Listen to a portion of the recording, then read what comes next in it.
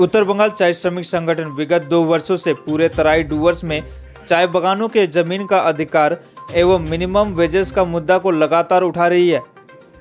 जमीन का पट्टा को लेकर जन आंदोलन की तरफ बढ़ रहे संगठन ने आज डूवर्स और तराई से निकलकर पहाड़ पर आज पहला कदम रखा। पहाड़ के कालिम्पोंग में संगठन के सदस्य पूर्व जीटीए के चेयरमैन विनय तामांग जी से मुलाकात किया।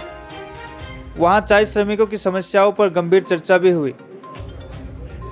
जानकारी मिली कि श्री विनय तामांग जी ने आश्वासन भी दिया कि इस मुद्दे पर हम साथ हैं।